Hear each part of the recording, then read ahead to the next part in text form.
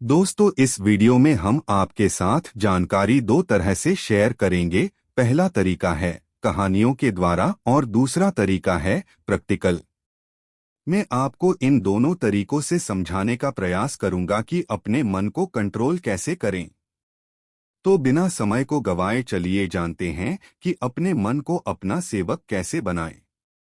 दोस्तों, एक बार एक व्यक्ति बुद्ध के पास आता है और उनसे पूछता है कि बुद्ध, अपने मन को काबू में करने और उसे समझने का पहला चरण क्या है और हम कहाँ से शुरुआत करें कि हमारा मन हमारे वश में आ जाए। बुद्ध मुस्कुराते हैं और उसका उत्तर देते कि अपने मन को समझने का पहला चरण है इसके द्वारा दिए गए लालचों की व्यर्थता को देख लेना। जिस इंसान ने अपने मन के द्वारा दिए गए लालचों की व्यर्थता को देख लिया, उसने इससे मुक्त होना शुरू कर दिया। और उसके बाद वह व्यक्ति बुद्ध से पूछता है कि हमारा मन जो हमें लालच देता है, उसके व्यर्थता को कैसे देखा जाए। बुद्ध कहते हैं, अपने अनुभव से मनुष्य जिस भी गलत कार्य को अति में करता है, उससे उसे दुख मिलता है और यही दुख उसका अनुभव है। और यही अनुभव उसके रूपांतरण का कारण बन सकता है। जिसने देख लिया और वास्तव में देख लिया कि नशा करना केवल दुख है, उसने नशे से मुक्त होना शुरू कर दिया। जिसने देख लिया कि ईर्ष्या केवल खुद को जलाती है और वास्तव में देख लिया, उसने ईर्ष्या से मुक्त होना शुरू कर दिया। तुम्हारा यह देख लेना कि मन लालच तो हमेशा तुम्हें तृप्ति का देता है, लेकिन लगता यह तुम्हें सदैव अतृप्त है। और यही अपने मन को समझने का पहला चरण है। कहानी को आगे बढ़ाने से पहले आपको इस एक प्रश्न को समझना आवश्यक है, और वो प्रश्न है कि आप अपने मन को वश में करना क्यों चाहते हैं। क्योंकि आपने यह अनुभव कर रखा है कि आपका मन आपको दुख देता है, पर क्योंकि आपको आपके मन के लालच बहुत बड़े सुहावने लगते हैं, इसीलिए आप इन लालचों के पीछे छुपे हुए दुखों को नहीं देख पाते। सिर्फ अपने दुखों को देख लेने से आपका मन आपके वश में नहीं हो जाएगा। उसके लिए आपको दूसरा चरण क्या है, यह समझना होगा। वह व्यक्ति बुद्ध से पूछता है कि बुद्ध, यदि कोई व्यक्ति यह जानता है कि उसके मन के लालचों के कारण उसके जीवन में दुख है, तो क्या इसका अर्थ यह है कि वो व्यक्ति पहले चरण पर है? और यदि वह व्यक्ति पहले चरण पर है, तो दूसरे चरण पर कैसे जाएगा? बुद्ध कहते हैं कि उस व्यक्ति को खोज पर निकलना होगा, किसी ऐसे व्यक्ति की खोज पर जो अपने मन से मुक्त हो चुका है और जिसने अपने मन को जान लिया है। क्योंकि तुम्हारा मार्गदर्शन वही कर सकता है जो उस जगह पर पहुंचा हुआ है और जहां तुम जाना चाहते हो। दोस्तों, यहाँ पर एक बात समझनी आवश्यक है कि खोज पर निकलने का अर्थ यह नहीं है कि आप सन्यासी बन जाएं, बल्कि खोज पर निकलने का अर्थ यह है कि कोई ऐसा व्यक्ति खोजना जो आपका मार्गदर्शन कर सके। अब यहाँ पर प्रश्न यह उठता है कि ऐसे व्यक्ति को कहाँ पर खोजे, क्योंकि आस पड़ोस में तो सभी लोग अशांत भरे पड़े हुए हैं। तो इस प्रश्न का उत्तर है कि आप ऐसे व्यक्ति को आस पड़ोस में मत खोजिए, बल्कि इंटरनेट पर खोजिए, क्योंकि इंटरनेट आपको पूरी दुनिया से जोड़ता है दोस्तों में, और आप इस इंटरनेट के बदौलत ही जुड़े हुए हैं। अगर इंटरनेट नहीं होता तो क्या आप मेरे इस आर्टिकल को पढ़ पाते? नहीं ना दोस्तों, इस दुनिया में बहुत सारे लोग थे और अभी है और हमेशा रहेंगे जो आपका मार्गदर्शन कर सकते हैं।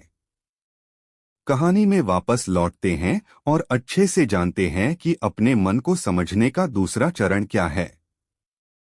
वह व्यक्ति बुद्ध से पूछता है कि उस व्यक्ति की पहचान क्या है, जिसने अपने मन को समझ लिया है और जिसने खुद को जान लिया हुआ है।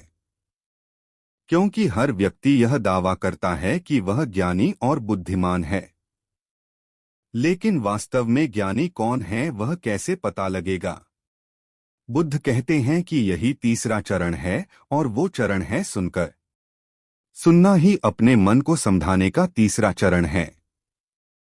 उसके बाद वह व्यक्ति बुद्ध से पूछता है कि क्या देखकर यह पता नहीं किया जा सकता, क्योंकि आपको देखकर ही पता लगता है कि आप एक महात्मा है। बुद्ध कहते हैं कि देखने में तो कोई व्यक्ति बहुत शांत लग सकता है, लेकिन भीतर से वह क्या है, यह उसके शब्द ही बता सकते हैं।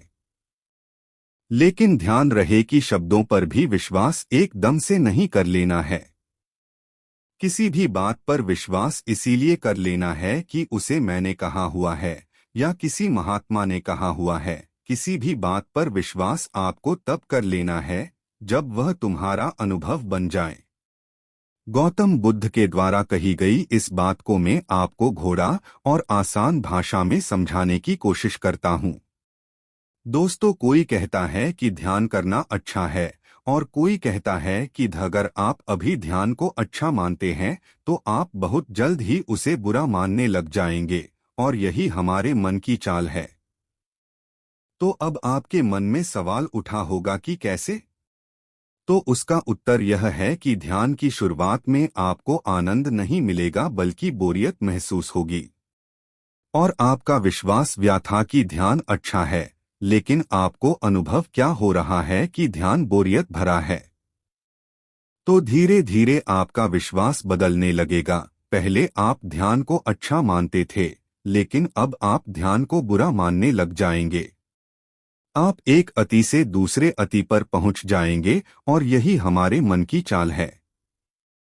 हमारा मन हमें अतियों में ही भटकाता रहता है, और अगर आप ध्यान को बुरा मानते हैं तो आप कभी भी ध्यान करेंगे ही नहीं। अब कहानी में वापस लौटते हैं और अच्छे से समझाते हैं कि अपने मन को समझने का तीसरा चरण क्या है। बुद्ध कहते हैं कि किसी भी बात पर विश्वास तब तक नहीं करना है जब तक वह तुम्हारे विवेक की कसौटी पर खरी नहीं उतर जाए, और इसके लिए कर्म करना आवश्यक है। और कर्म ही अपने मन को समझने का चौथा चरण है। अगर आप धन कमाना चाहते हैं तो आपको सही दिशा में कर्म करना आवश्यक है। ठीक उसी प्रकार अगर आप खुद को जानना चाहते हैं तो आपको सही दिशा में कर्म करना आवश्यक है। वह आदमी बुद्ध से पूछता है कि राही दिशा में कर्म करते वक्त आदमी क्या गलती कर सकता है। बुद्ध कहते हैं कि केवल दो गलतियां कर सकता है। पहली गलती है शुरुआत ना करना, और दूसरी गलती है पूरा रास्ता तय न करना। और इन दोनों गलतियों के पीछे हमारे मन की चाल होती है। कोई सोचता है कि मैं शुरुआत कल से करूंगा, और कोई सोचता है कि शायद मैं सफल न हो पाऊं। इन दोनों ही गलतियों को व्यक्ति जागरूकता की कमी के कारण करता है। बिना जागरूकता के व्यक्ति का मन उसे सही दिशा में चलने ही नहीं दे सकता। और जागरूकता ही अपने मन को समझने का पांचवा चरण है। इसीलिए दिन के हर एक क्षण को जागरूकता के साथ जियो। कोई भी कार्य करो तो उसे जागरूकता के साथ करो। अगर सांसें भी लो तो उसे जागरूकता के साथ लो। बिना जागरूकता के साथ जिया गया एक भी क्षण मृत्यु के समान है। और ध्यान रहे कि जागरूकता बिना ध्यान के संभव नहीं है। वह व्यक्ति बुद्ध से पूछता है कि बुद्ध, अपने जागरूकता के स्तर को कैसे बढ़ाया जा सकता है। बुद्ध कहते हैं कि ध्यान के द्वारा, और ध्यान ही 6 चरण है। एक बार आप अपने मन को समझाने के 6 चरणों को ध्यान से समझिए। अपने मन को समझने के 6 चरण। नंबर 1, थोड़ी जागरूकता के साथ यह देख लेना कि यह मन ही दुख के बीज बोता है। नंबर 2, किसी ऐसे व्यक्ति को खोजना जो मन से मुक्ति पाने का मार्ग बता सके। नंबर 3, सुनना। नंबर 4, सुने हुए को कार्य में लाना। नंबर 5, जागरूकता, जिससे आप मार्ग से भटके ना। नंबर 6, ध्यान। यदि सीधे शब्दों में कहा जाए तो ध्यान ही वह नाव है जिस पर बैठकर मन रूपी नदी को पार किया जा सकता है। लेकिन ध्यान तक पहुंचने के लिए शुरुआती के 5 चरण बहुत आवश्यक है।